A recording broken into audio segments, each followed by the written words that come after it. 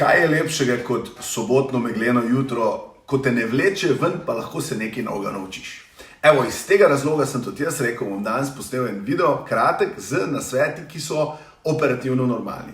V Sloveniji je najbolj pogosto, da ti nekdo reče, daj pokličite me čez 10 dni, pokličite me drug teden, pošljite mi mail in tako naprej. Se pravi, kadar smo v začetni fazi, da smo stranko šele pridobivamo, in nam reče, daj pokličite nas drug teden, pošljite nam mail, in gotovo nismo povedali 1, 2, 3 ključne stvari, ki bi njega zanimale. Zakaj bi on se z vami pogovarjal? Se pravi, če bi začeli, recimo, običajno delam s podobnimi podjetniki, kot ste vi, in mi pravijo, da nimajo dovolj strank, da se jim stranke ne vračajo in na koncu, da imajo zelo slab izkupiček.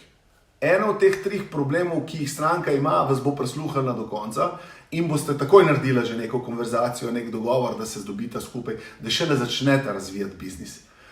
Če pa vi rečete, dober dan, kličem iz tega podjetja, bi vas lahko se nekaj vprašali, če dajte me pokliče še 14, daj pošljite mi mail, ne vem, o čem govorite in tako naprej. Se pravi, pazite na vsebino, na dodano vrednost za tega, ki ga kličete. Kadar pa ste že naredili sestanek, že imate ponudbo, pa ste prišli se o ponudbi pogovarjati, pa vam pa reče, ok, vas bom pol jaz poklical, bom malo razmislil, ok, bom jaz še videl s kolegi, pa vam bom pol poklical in tako naprej. In takrat mogoče je ta prav čas, da nadaljujete ta pogovor še z nečim. Rečete, lejte, običajno, kadar dam nekomu ponudbo in mi reče, vas potem pokličem, je to zadnjič, ko govoriva. Nikoli več se ne slišva. Ali se mi izogiba, ali ne vem kaj. Lejte, dajva raj reči, ok, če je to vaš lep način, da mi rečete ne, sprejmem. Ali pa sem nekaj takega naredil v ponudbi, da je bilo totalno nerazumljivo in vam ni všeč. Naj bo to vsebina, cena, karkoli. Dajva se pogovoriti o tem.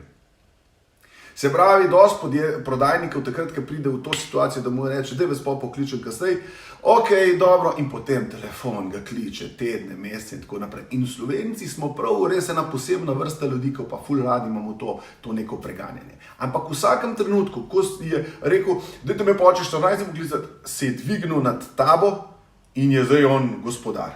Mislim, nikoli dober ne spele tak posel se na koncu. Vedno, ali sva v neki ravnini, ti imaš problem, jaz imam zate pomoč, ali pa kakorkoli. Ko pa začnemo nekaj to, ta prvo ste užalili svojo storitev, produkt, karkoli že imate. Ta prvo ste tle naredili napako.